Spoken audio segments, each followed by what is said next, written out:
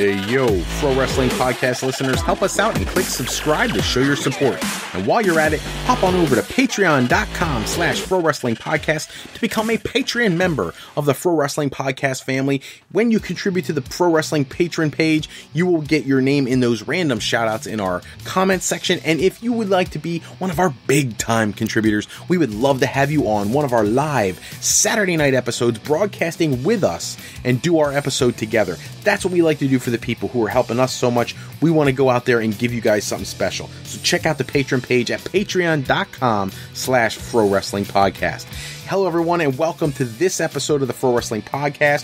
We just got done covering Raw, SmackDown is in progress, and it is time to cover all the other news and tidbits from around the wrestling world.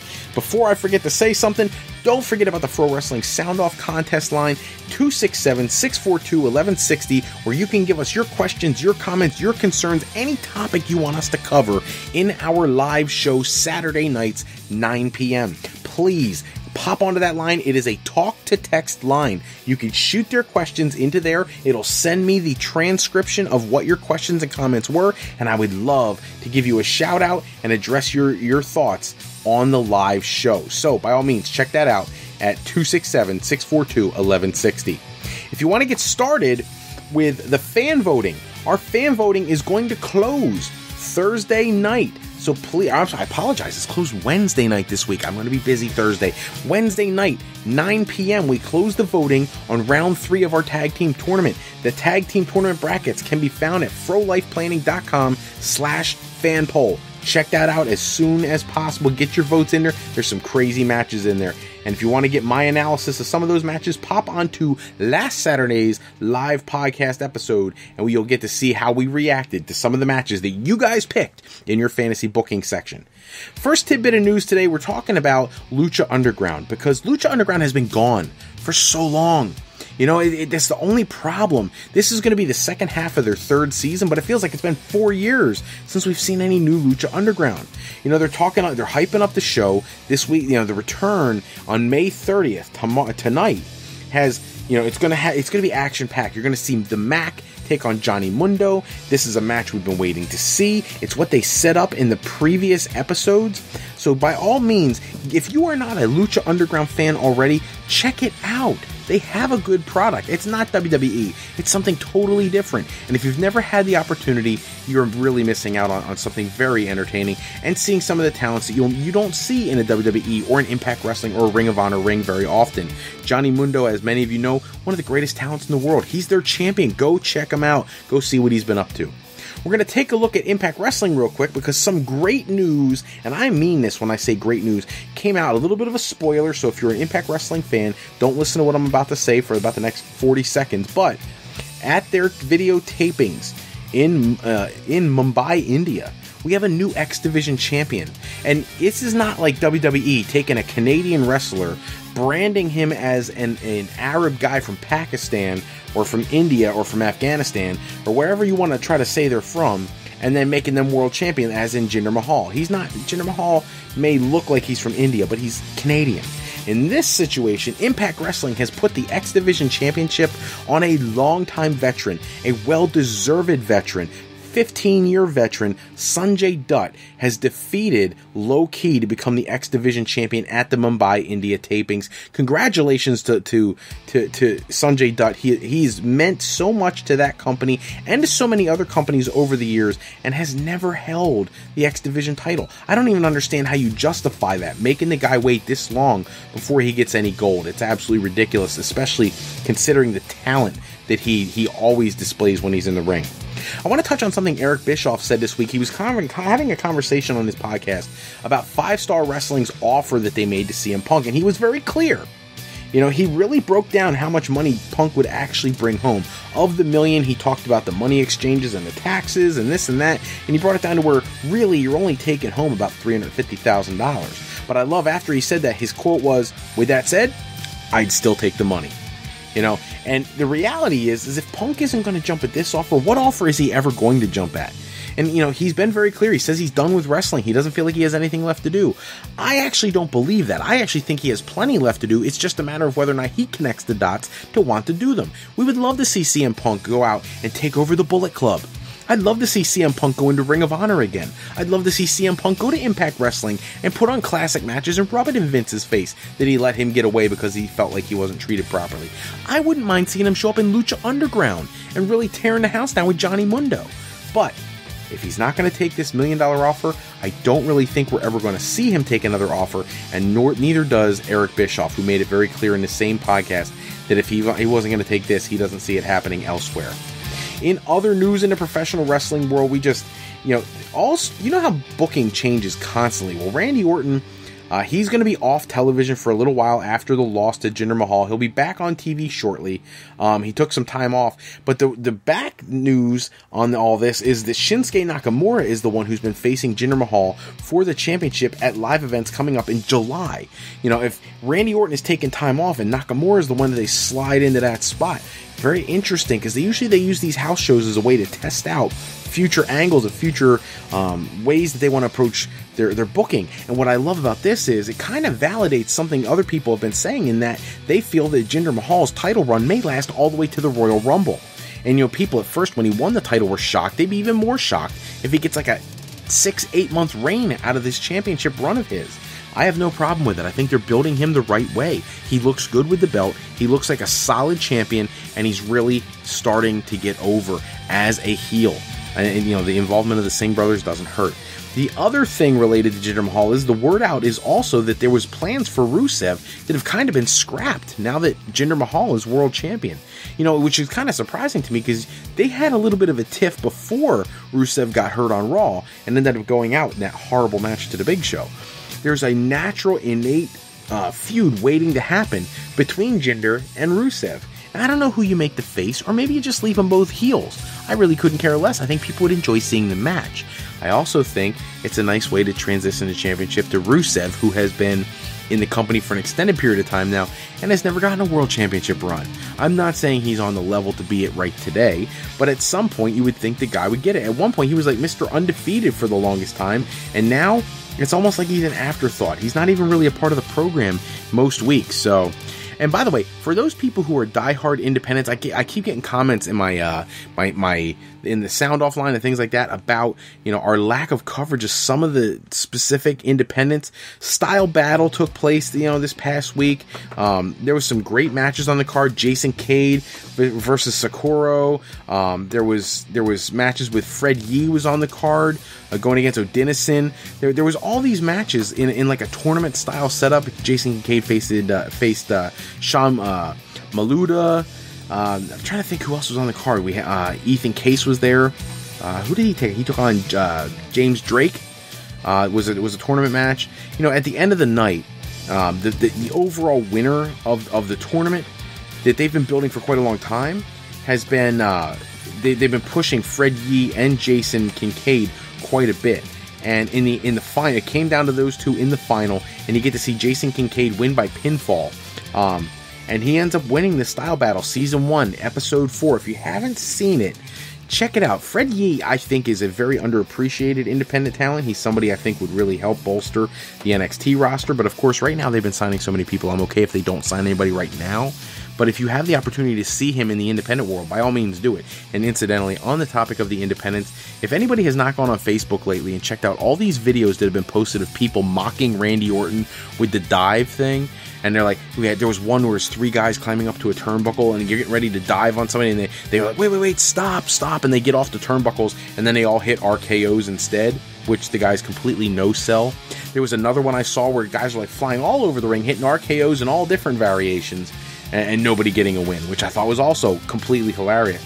Randy Orton's really opened up a can of worms with all this nonsense, with this complaining about people diving. The Progress Wrestling Super Strong Style 16 tournament took place this past week, and there's a lot of talents from the WWE UK tournament and UK, I don't want to say brand, but that group that were in the matches, and there was some great matches. Jeff Cobb was there, who's Montanza Cueto in Lucha Underground. He took on Nathan Cruz. Mark Haskins was there. Travis Banks, Jimmy Havoc, Zack Sabre Jr., David Starr, Zach Gibson, Tyler Bate, former UK champion, was there. Mark Andrews, Matt Riddle, Trent Seven. I mean, some of these names are starting to become relatively popular with the WWE fans. They enjoy the work. The final of the tournament saw Travis Banks defeat Tyler Bate to win the Super Strong Style 16 tournament. We also got to see the very first ever Progress Women's Championship crown as Kaylee Ray defeated Katie Harvey to become the #1 contender.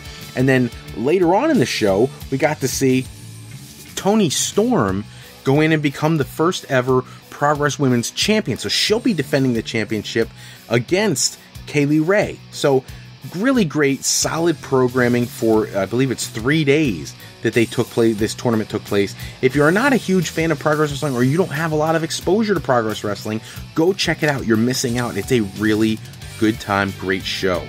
I want to talk about Road Warrior Animal. I have a little bit of a beef with Road Warrior Animal this week because, he came out and he was talking about the Dudley Boys.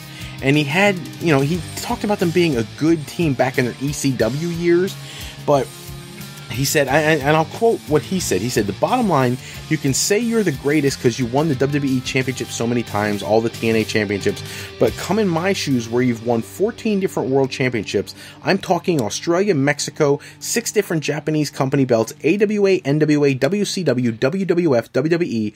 Right there, you got 12 championships. Not only going down to Portland and winning those belts, going to Mexico City, I've been a part of 14 different belts. Even Hawk and I have been at least 10 or 12 different titles. The only team ever to take the international belts out of Japan and defend them against the AWA, NWA, and not WWF, but those titles and the WCW titles, and made the international belts famous.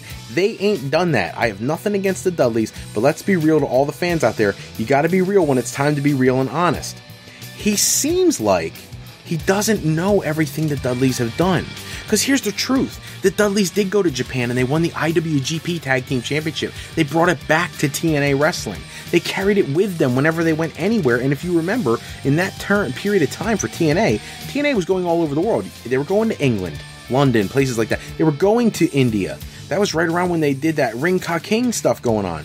So the Dudleys have brought tag team championships out of Japan. They also have won them all over the globe in different promotions, that just like the Road Warriors. Like, I remember there was a documentary on the Road Warriors right after Hawk's untimely passing, and in there was a section where they went into the trophy room for Road Warrior Animal, and he was showing like a tag team championship belt they won in Australia or something like that. He's counting that in this statement. Well, if you're going to count those little tiny promotions, the Dudleys have done that elsewhere also. So, at the end of the day, in the major promotions, the Dudleys have 24 World Tag Team Championship wins. In major promotions.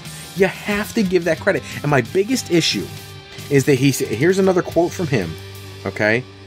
He says, "The simple answer is no. Are they great? Yeah, they're great, but they're not the Road Warriors. They're not going down in history as a legendary status." What? The Dudleys are one of the most legendary tag teams in the history of professional wrestling. You can't begin to convince me that they're not legendary. Just because you don't think that their accolades stack up to what you and Hawk did, doesn't mean they're not legendary. You make it sound like you and Hawk are the only people in the wrestling business who are legendary, and that's ludicrous. The Dudleys are every bit as legendary as the Road Warriors. They're every bit as legendary as teams like the Steiners, the Rock and Roll Express, the Koloffs. They're as legendary as the Midnight Express, Edge and Christian, the Hardys. These are all legendary teams. And the Dudleys, just as much as anybody, have been as successful in as many places as anybody. You can't fault the Dudleys because they didn't win the AWA tag team titles. The AWA's gone. The NWA is virtually gone, even though, by the way, they held the NWA tag titles, and the WWE, and the WCW, and the TNA, and the IWGP, and various others. And Bubba now has one of the 6-man tag team championships in Ring of Honor, just like the Road Warriors and Dusty Rhodes did in the NWA. You can't compare different time periods for their accolades. There's much more limited opportunities. The territorial days are gone. It's not winning world championships in 14 places because a company says, hey, this is our World Tag Team Championship. I live in Lansdale, Pennsylvania. We have a company, Worldwide Wrestling Alliance. It's 10 minutes from my house. They have a WWWA World Heavyweight Champion, but I would be hard-pressed to find a wrestling publication that recognizes their world champion as a legitimate world champion. He's their world champion, and they do a great job for their show. That doesn't mean that their world champion is on the level with someone like a John Cena or a Randy Orton. It's not the same thing, so you can't compare those. So I felt like Animal's comments a lot of it was just misplaced frustration. and he really didn't give them enough credit for what they've done. They are an amazing tag team, always have been. They're going to be legendary now and forever. So hopefully he'll get a little different perspective if he really stops and thinks about what they have done and what they continue to do for the world of professional wrestling. The last piece I want to touch on has to do with independent promotions making history. It's something that doesn't happen very often, but it did this past week, and I'm thrilled to announce this because I'm very honored to be a huge fan of a wrestler who has literally, in my opinion, made history, especially as a history teacher myself. This past week, Carlito, who I always like Carlito, but not as much as Wade Barrett. Carlito and Wade Barrett, two former WWE talents who have taken very different paths, have not come back to the company. They're doing their own thing. They made history by helping launch the first ever professional wrestling promotion in Pakistan. That's huge. The company's called Pro Wrestling Entertainment, and they had their first ever live events this past week, May 17, 18, 19, 20, and 21. And this, they just put on 3 amazing shows, and they had all, the primary focus of the show was they have a star from Pakistan, a homegrown talent. He's been training in France for a few years, and they really wanted to put an emphasis on this guy. His name is Badshah Khan, and I'm not saying the kid's Jinder Mahal or Randy Orton for that matter. What I'm saying is he got this beautiful pop. He got this great reaction from the crowd. He's the hometown guy. The first night of the tour, he faces Carlito in the first ever main event for this brand new promotion, and the special referee was Wade Barrett, who delivered a bullhammer elbow and allowed Carlito to get pinned and lose to Badshah Khan. And then in the last night of the tour, Khan wins a Rumble match, what they call a Rumble match, to be crowned the first ever PWE World Heavyweight Champion. What a cool opportunity for both Carlito and Bad News Wade Barrett to be involved in really world history, pro wrestling coming to Pakistan for the very first time. And afterwards, when they had a conversation with Khan, the reporters and the news agencies talking to him about what the goal was, is he said they want to implement a wrestling school there to cultivate more homegrown talent. They want to expand their pro wrestling exposure there, which is awesome. It's very limited distribution in that part of the world. Mustafa Ali comes from there, and he has done very well for himself in WWE, but this is an opportunity to do something in the home country. So it'll be very cool to see where this goes in the future. They are going to be planning more shows. Have to keep our eyes out to see what happens with that. But for now, that is all the time we have for this episode. Make sure that if you have any needs in the world of skee-ball, pinball, and arcade, you go to alleyrepair.com. If you would like to bring some special, friendly family game nights to your loved ones, pick up a copy of Sketchy People. Go to www.thegamecrafter.com/games/Sketchy People to pick up a copy today. If you want to go to a lot quicker instead of typing all that in, just go to frolifeplanning.com/Fro Podcast, and there are links to all of our sponsors right on that page. You can go right to your copy of Sketchy People. Special thanks as always go out to bensound.com and purpleplanet.com for all the music and sound effects we use in today's show. And by all means, shoot over to our website at frolifeplanning.com if you're looking for any assistance with higher education needs, college, university, career choice, change, whatever it is. Fro Life Educational Planning is for today, for tomorrow, and for life with Fro Life. I'm Fred Froelich, better known as Mr. Fro. I want to thank you for taking a few moments with us. If you're looking for more news and rumors, go to tsjsports.com/WWE for the latest articles, and I will talk to you guys in our SmackDown episode.